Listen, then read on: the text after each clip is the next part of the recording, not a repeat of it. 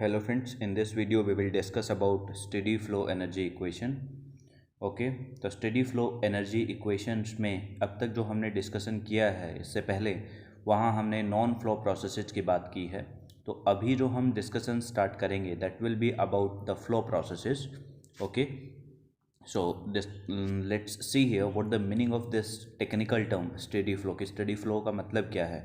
ठीक है, तो फ्लो प्रोसेसेस जो भी होंगे उनमें बेसिकली ओपन सिस्टम में होंगे तो मास एक्सचेंज भी होता है और एनर्जी एक्सचेंज भी होता है। ठीक है, तो जैसे कोई भी मैं कंट्रोल वॉल्यूम की हेल्प से चीज़ों को समझता हूँ तो ठीक है, तो यहाँ पे जैसे हम कंट्रोल वॉल्यूम जैसे ड्रॉ भी करेंगे वैसे आगे समझेंगे। तो इसमें ये एक ओपन सिस्टम मैंने ड्रॉ किया है। ओपन सिस्टम है, देखिए यहाँ से कुछ मास एंटर हो रहा है। ठीक है, यहाँ से some mass is living from here. ठीक है, some mass is living from the system.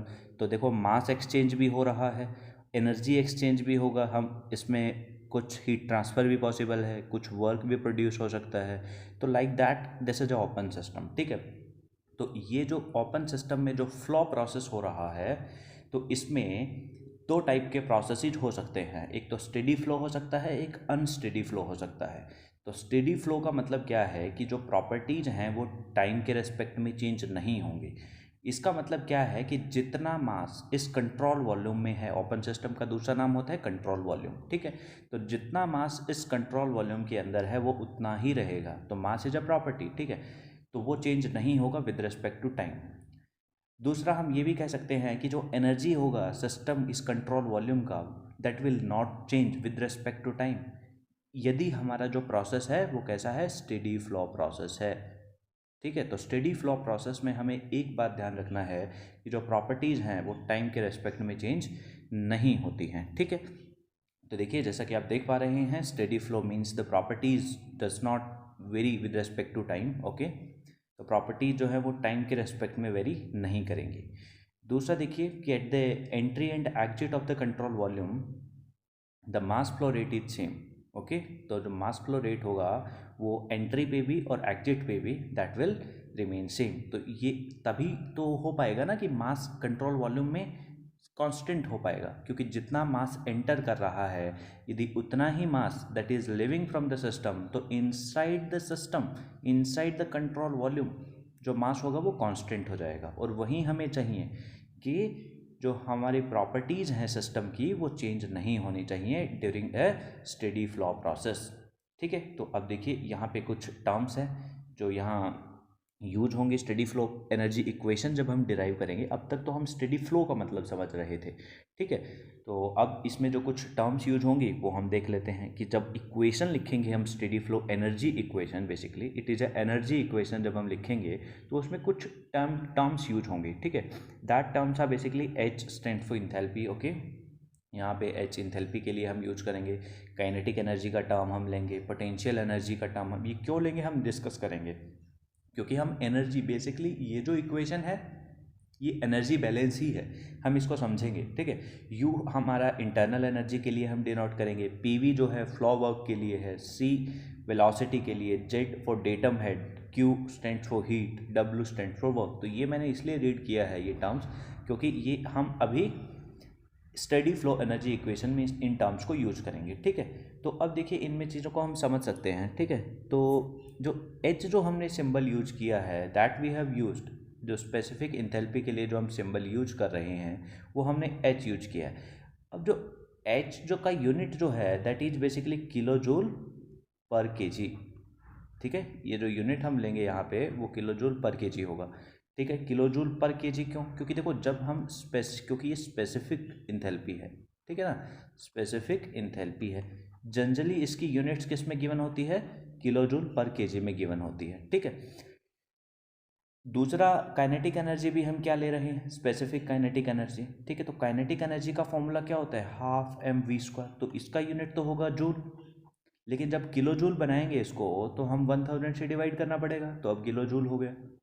अब हमें चाहिए किलो जूल पर केजी में, क्योंकि स्पेसिफिक काइनेटिक एनर्जी है, जब स्पेसिफिक लगा देते हैं हम काइनेटिक एनर्जी के आगे इसका मतलब वो पर यूनिट मास है।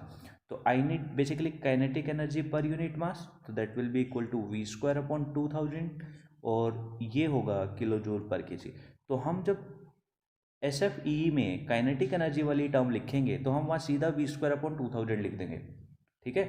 हम वहाँ हाफ mv² नहीं लिखेंगे, क्यों? Just for the unit balance, क्योंकि H जो हमें जनरली गिवन होता है वो गिवन होता है किलो जूल पर केजी में। हम जब स्टीम टेबल से वैल्यूज उठाएंगे, जो प्रॉपर्टीज़ वाली टेबल से वैल्यूज उठाएंगे, तो वहाँ हमें किलो जूल पर केजी में गिवन होगा। तो हमें एनर्जी इक्वेशन में जो भी टर्म है उसका एक जो यूनिट होना चाहिए वो बैलेंस होना चाहिए, ठीक है। डायमेंशनली जो होगा इक्वेशन वो करेक्ट होना चाहिए, अदरवाइज जो हमारे आंसर्स आएंगे वो गलत आएंगे। तो डायमेंशनली एक्यूरेट होना चाहिए, तो इसके लिए यूनिट्स हमें बैलेंस करना पड़ेगा। तो इसलिए देखो kinetic energy per unit mass that is specific kinetic energy, और वो होगा V²/2000, ठीक है। तो हम आगे डिस्कस कर लेते हैं अब इसके बाद। तो देखो अब इस डायग्राम से हम चीज़ों को समझते हैं और हम एनर्जी कंजर्वेशन अप्लाई करेंगे। तो ये जो डायग्राम आपको यहाँ स्क्रीन पर नज़र आ रहा है, ये एक कंट्रोल वॉल्यूम है बेसिकली, ठीक है। तो इस कंट्रोल वॉल्यूम को हम चीज़ों को समझेंगे कि देखिए यहाँ पे कुछ मास एंटर कर रहा है, ठीक है, इनटू द सिस्टम। यहाँ mass is living from the system. यहाँ बाउंड्री फिनोमिना है, देखो हीट ट्रांसफ़र हो रहा है, यहाँ पे कुछ वर्क ट्रांसफ़र हो रहा है, ठीक है। जो बाउंड्री होता है कंट्रोल वॉल्यूम का उसे हम कंट्रोल सरफेस बोलते हैं, ठीक है। आप देख पा रहे हो यहाँ पे जो Z1 Z2 है ये है, यहाँ हमने डेटम लिया है तो यहाँ हाइट को रिप्रेजेंट कर रहा है, ठीक है। तो यहाँ कुछ हीट ट्रांसफ़र हुआ, कुछ वर्क ट्रांसफ़र हुआ, कुछ मास एंटर कर रहा है, मास इज लिविंग। तो बेसिकली ये ओपन सिस्टम है, तभी तो दोनों मास एक्सचेंज भी हो रहा है और एनर्जी एक्सचेंज भी हो रहा है, ठीक है, हीट और वर्क की फॉर्म में। अब देखिए यहाँ पे हम डिस्कस कर रहे हैं स्टेडी फ्लो का मतलब, तो जितना जिस रेट से मास आएगा उसी रेट से mass is living, then I can say कि the mass inside the control volume will remain same. जितना जिस रेट से एनर्जी आ रहा है उसी रेट से energy should be delivered out of the system, so that कि energy of the control volume remain same, ठीक है। तो हम ये जो एनर्जी, ये जो डिस्कशन कर रहे हैं, ये हमारी डिस्कशन केवल और केवल स्टेडी फ्लो के लिए हम कर रहे हैं। अनस्टेडी फ्लो के लिए डिस्कशन हम आगे करेंगे, ठीक है। तो इसलिए मैंने यहाँ लिखा है कि जितना मास देखो एंटर कर रहा है, the same with the same rate the mass is living from the system. तो अब देखिए जब हम चीज़ों को समझते हैं कि जब हम कोई मास एंटर कर रहा है सिस्टम में, ठीक है, तो कोई फ्लूइड है तो कोई मास एंटर करेगा तो that is having some velocity, that is having, तो वेलोसिटी की वजह से उसके पास काइनेटिक एनर्जी हो जाएगा। अब देखिए उसका कुछ फ्लो एनर्जी भी होगा, उसके पास कुछ फ्लो एनर्जी भी होगा, ठीक है, क्योंकि वो फ्लो करके आ रहा है। ओपन सिस्टम में फ्लो प्रोसेस है, ठीक है, तो वो फ्लो करके आ रहा है तो फ्लो एनर्जी भी है जिसे हम फ्लो वर्क बोलते हैं। उसके बाद उसके पास कुछ पोटेंशियल एनर्जी भी है और उसके बाद उसके पास कुछ इंटरनल एनर्जी भी है। तो जब वो मास आ रहा है तो वो अपने साथ इन चार एनर्जी को लेके आ रहा है, ठीक है। काइनेटिक भी लेके आ रहा है, फ्लो एनर्जी भी लेके आ रहा है, पोटेंशियल भी लेके आ रहा है और इंटरनल भी लेके आ रहा है। और जो फ्लो एनर्जी और इंटरनल एनर्जी को हम ऐड करके हम इंथैल्पी की टर्म में बोल देते हैं कि इन दोनों का समेशन हमने क्या डिफाइन कर रखा है, H U+PV, ठीक है। तो ये फ्लो एनर्जी है, ये इंटरनल एनर्जी है। तो मैं मोर प्रिसाइजली बात करूं तो जब कोई मास एंटर कर रहा है तो वो इंथैल्पी लेके आ रहा है, काइनेटिक एनर्जी लेके आ रहा है और पोटेंशियल एनर्जी लेके आ रहा है, ठीक है। और जब मास is living from the system तो वो इतने ही तीनों एनर्जीज को लेके भी जाएगा, ठीक है। अब हम देखते हैं, समझते हैं चीज़ों को, ठीक है। तो आपको समझ आया कि जब भी मास एंटर करता है तो उसका कुछ इंटरनल एनर्जी होता है, उसका कुछ पोटेंशियल एनर्जी होता है, वो कुछ काइनेटिक एनर्जी लेके आता है, वो कुछ फ्लो एनर्जी लेके आता है। तो इन चारों एनर्जी के साथ आता है, और फ्लो एनर्जी इंटरनल एनर्जी को हम ऐड करके एंथैल्पी बोलते हैं। तो हम बोलते हैं कि वो जब आएगा फ्लूइड पार्टिकल तो एंथैल्पी, काइनेटिक और पोटेंशियल तीन एनर्जी लेके आएगा, ठीक है। तो अब हम चीज़ों को समझने की कोशिश करते हैं कि एनर्जी बैलेंस कैसे करेंगे, एनर्जी कंजर्वेशन कैसे लिखेंगे। तो देखिए मैंने पहले ही डिस्कशन किया है कि ये जो मैं इक्वेशन लिख रहा हूँ, this equation is regarding the steady flow process, ठीक है। तो for a steady flow process यदि मैं एनर्जी कंजर्वेशन यहाँ लगाता हूँ तो for a steady flow process देखो, तो मैं यहाँ लिख सकता हूँ for a steady flow process में कि जो एनर्जी होगा कंट्रोल वॉल्यूम का वो चेंज नहीं होगा, ठीक है। कि मान लो कुछ एनर्जी आया, energy in minus energy out, that is basically the rate of change of energy. अब मैं कह रहा हूँ कि मैं डिस्कस कर रहा हूँ स्टेडी फ्लो के बारे में, तो एनर्जी तो चेंज नहीं होगा, दिस इज जीरो। तो मतलब जिस रेट से एनर्जी आ रहा है उसी रेट से एनर्जी इन का रेट और एनर्जी आउट का रेट बराबर होगा। तो मतलब जितना एनर्जी सिस्टम में कंट्रोल वॉल्यूम में आ रहा है उतना ही एनर्जी बाहर जाना चाहिए, क्योंकि हम स्टेडी फ्लो एनर्जी प्रोसेस की बात कर रहे हैं, हम स्टेडी फ्लो प्रोसेस की बात कर रहे हैं, इसलिए जितना एनर्जी आ रहा है उतना ही एनर्जी बाहर भी जाना चाहिए। ठीक है, अब हम डिस्कस कर लेते हैं इसको इक्वेशन की फॉर्म में, कि जो हमने ये टेक्निकल बात की है कि जितना एनर्जी आ रहा है उतना ही वापस that should be living from the system, तो हम इसको इक्वेशन की फॉर्म में लिखते हैं। ठीक है, तो देखो एनर्जी कितना आ रहा है, कुछ मास आ रहा है सिस्टम में, कुछ हीट हम ऐड कर रहे हैं सिस्टम में, तो दिस इज बेसिकली जो एनर्जी सिस्टम में एंटर कर रहा है। ठीक है, किस फॉर्म में, ये मास कुछ एनर्जी लेके आएगा इंथैल्पी की फॉर्म में, काइनेटिक एनर्जी की फॉर्म में, पोटेंशियल एनर्जी की फॉर्म में। ठीक है, दूसरा, और हीट की फॉर्म में हमने सिस्टम में एनर्जी ऐड की है। अब जो energy living from the system है वो देखिए, ये सम मास इज लिविंग, तो ये कुछ एनर्जी लेके जाएगा, और some work is transferred out of the system, कुछ वर्क हमने सिस्टम से बाहर भी भेजा है। ठीक है, तो एनर्जी जो एंट्री हुई है सिस्टम में वो हम देखते हैं, देखो U plus P we, U1 plus P1, U1 is subscript जो हम यूज कर रहे हैं ये इनलेट के लिए है, और 2 सब्सक्रिप्ट जो हम यूज कर रहे हैं ये आउटलेट सेक्शन के लिए है। तो हम इनलेट की बात कर रहे हैं कि एंट्री कहाँ कितना हो रहा है, तो एंट्री पे देखो U1 plus PV1 plus kinetic plus potential, ये मास लेके आया, कुछ हीट हमने ऐड की है, तो हीट ऐड करेंगे तो देखो प्लस क्यों लिखा है हमने। उसके बाद राइट साइड में आप देख पा रहे हैं U2 plus P into V2 plus KE2 plus PE2 plus W, मतलब क्या है कि जो मास लेके आया तो वो internal plus flow plus kinetic plus potential, और कुछ वर्क हम सिस्टम से बाहर डिलीवर कर देंगे। ठीक है, तो वर्क प्रोड्यूस करेंगे, work is done by the system हम मान रहे हैं, तो प्लस W हमने लिखा है। तो जो हमने साइन कन्वेंशन इस एनर्जी इक्वेशन में लिखा है वो हमने अकॉर्डिंगली जो हम मानते हैं पॉजिटिव वाला वही सिलेक्ट किया है, कि हमने माना है कि heat is added to the system and work is produced by the system.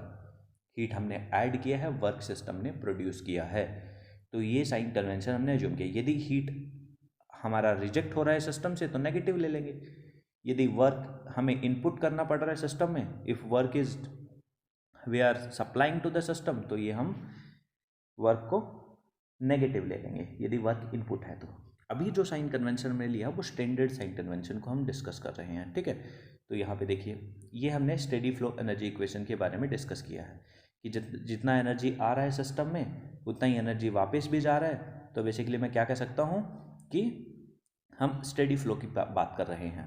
तो देखो अब U प्लस पी वी को हम लिख सकते हैं H। Okay, U plus P V can be, I can write down as H। ठीक है, तो H plus kinetic plus potential plus Q equals to, right hand side में देखिए H2 plus KE2 plus potential plus work. ठीक है, तो इस तरीके से ये हमारे पास SFEE का इक्वेशन हमने लिखा। अब जब हम इस इक्वेशन को लिखते हैं H को I can write down enthalpy H CP into T1। ठीक है, इंथैल्पी को जो भी हमारे आइडियल गैस के केस में H can be, I can write down H CP into T1 on for ideal gas. कोई भी प्रोसेस हो, चाहे जो मर्जी प्रोसेस हो, for any process for ideal gas I can write down enthalpy H CP into T1 as for ideal gases enthalpy is a function of temperature only. ठीक है, तो H को CP इंटू T1 लिख सकता हूँ। Kinetic energy को हमने देखो C1 स्क्वायर बाई 2 लिखा, तो जब हम काइनेटिक एनर्जी को C1 स्क्वायर बाई 2 लिख रहे हैं तो आप इस इक्वेशन को ध्यान से देखिए, जो हम यूनिट जो ले रहे हैं वो जूल पर केजी में ले रहे हैं, मतलब, और जब हम C1 स्क्वायर अपॉन 2000 कर देंगे तो हम किलो जूल पर केजी में लेंगे। ठीक है, देखिए kinetic energy basically half MC square होता है, काइनेटिक एनर्जी का यूनिट जूल होता है, मास का यूनिट केजी, स्पीड जो वेलोसिटी है उसका स्पीड मीटर पर सेकंड, तो स्क्वायर कर देंगे तो metre square upon second square. तो हमें चाहिए जो यूनिट है वो CP इंटू T1 हमें जूल पर केजी में चाहिए। इसमें जो भी टर्म हम लिख रहे हैं उसका यूनिट है जूल पर केजी। ओके, जो भी टर्म आप इस इक्वेशन में देख पा रहे हैं उसका यूनिट है जूल पर केजी। तो जूल पर केजी में कन्वर्ट करने के लिए काइनेटिक एनर्जी को हमने लिखना पड़ा C1 स्क्वायर अपॉन 2, तो जूल पर केजी करेंगे हम, तो जो काइनेटिक एनर्जी का टर्म हम लिखेंगे तो I will write down C square by 2। ठीक है। तो इसलिए यहाँ पे 1 सबस्क्रिप्ट इनलेट की बात कर रहे हैं। तो इस तरीके से पोटेंशियल एनर्जी क्या होता है, देखो mg into Z, Z datum height है। अब हमें जूल पर केजी में लिखना है, इसका यूनिट जूल है, तो जूल पर केजी के लिए क्या होगा, g into Z, that is उसका डायमेंशन आएगा जूल पर केजी, ठीक है ना। तो इस तरीके से g इंटू जेड हम लिखेंगे, तो देखो जी जेड लिखा है यहाँ पे। q हीट, इस ये जो हीट लेंगे वो भी हम जूल पर केजी में ले रहे हैं। तो मतलब क्या है कि डायमेंशनली जो इक्वेशन है वो करेक्ट होना चाहिए। तो देखो यहाँ हमने एस एफ ई का इक्वेशन लिखा था। अब जो नेक्स्ट है that is about S F E को हम दूसरे फॉर्म में भी रिप्रेजेंट कर सकते हैं। For example S F E को दूसरे फॉर्मेट में कैसे रिप्रेजेंट करेंगे, देखिए यहाँ पे आप देख पा रहे हो, यदि मैं मास फ्लो रेट से मल्टीप्लाई कर दूँ, मास फ्लो रेट से मल्टीप्लाई कर दूंगा तो यूनिट्स देखो कैसे चेंज होंगी।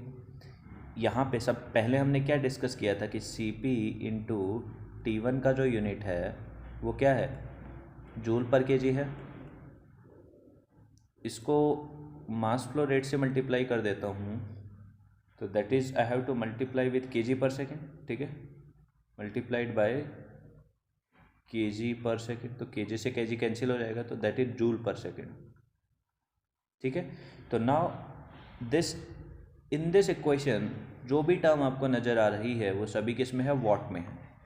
तो मतलब क्या है कि आपके पास जो भी जिस भी फॉर्मेट में आप इक्वेशन लिख रहे हो, बट इक्वेशन में जो भी टर्म यूज हो रही है उस हर टर्म का डायमेंशन सेम होना चाहिए, ठीक है। Dimensionally the equation should be homogeneous, ठीक है, डायमेंशनली करेक्ट होना चाहिए। अब हम आगे कुछ डिवाइसेस के बारे में डिस्कस कर लेते हैं जिनमें SFEE को अप्लाई करना है, ठीक है। तो अभी तक चलिए हम इस वीडियो में इतना ही डिस्कस करते हैं। नेक्स्ट वीडियो में हम इनके कुछ डिवाइसेस डिस्कस करेंगे कि हम जिनमें अप्लाई करेंगे SFEE को, ठीक है। अभी तक हमने इस वीडियो में केवल SFEE के बारे में ही डिस्कशन किया है, ठीक है। तो आपको SFE में कोई डाउट होता है, ये इक्वेशन हमने कैसे लिखा है, तो बेसिकली ये एनर्जी कंजर्वेशन इक्वेशन है। आप ध्यान से देखेंगे इस इक्वेशन को, यदि आप इसको ऑब्जर्व करेंगे तो इस इक्वेशन को मैं कह सकता हूँ कि it is basically energy conservation equation. यहाँ पे हमने एनर्जी कंजर्वेशन को अप्लाई किया है कि हमने केवल इतना कहा है कि यदि स्टेडी फ्लो प्रोसेस है तो जितना एनर्जी इनलेट पे है, एंट्री हो रहा है, उतना ही energy should be living from the system, ठीक है। Energy in equal to energy out. Energy in हो रहा था कंट्रोल वॉल्यूम में, मास आ रहा था सिस्टम में, हमने वो हीट ऐड की थी सिस्टम में। आउट किस फॉर्म में हो रहा था, वर्क जा रहा था सिस्टम से, हम प्रोड्यूस कर रहे थे, और कुछ मास कुछ एनर्जी लेके भी जा रहा था क्योंकि मास इज लिविंग। तो हमने इन दोनों एनर्जी को बैलेंस कर दिया, क्योंकि जितना आएगा उतना चला जाएगा। तो हम ये कह सकते हैं कि energy of the control volume is constant, और यहीं हमें करना था। क्यों? क्योंकि स्टेडी फ्लो प्रोसेस है, क्योंकि प्रोसेस कैसा है, स्टेडी फ्लो प्रोसेस है, स्टेडी फ्लो प्रोसेस है। उसमें एनर्जी, मास, जो भी प्रॉपर्टीज़ हैं वो तो कांस्टेंट रहेंगी। तो इसलिए हम कंट्रोल वॉल्यूम का एनर्जी कांस्टेंट था, इसलिए जितना एंटर हुआ उतना ही वापस हमें that should be living from the system. बस हमने क्या किया कि जो हीट ऐड करके हमने वर्क की फॉर्म में कन्वर्ट करा लिया। देखो हमने हीट ऐड किया और हमने क्या बोला कि वर्क, तो ये कुछ डिवाइस में हम अप्लाई करेंगे इस इक्वेशन को, और हम देखेंगे कि कैसे इसको अप्लाई करना है। इस इक्वेशन के डिफरेंट टाइप के जो भी फ्लो प्रोसेसेज हैं या जो भी डिवाइसेस हैं, प्रैक्टिकल डिवाइसेस हैं, उनमें हम SFE को अप्लाई करेंगे। नेक्स्ट वीडियो में हम देखेंगे कि कैसे SFE को अप्लाई करते हैं और कैसे न्यूमेरिकल्स सॉल्व करेंगे, कैसे न्यूमेरिकल्स भी सॉल्व करके हम देखेंगे, ठीक है। तो आपको SFE के बारे में कोई भी डाउट होता है तो आप कमेंट सेक्शन में पूछ सकते हैं। Thank you so much for watching this video. Thanks a lot, bye.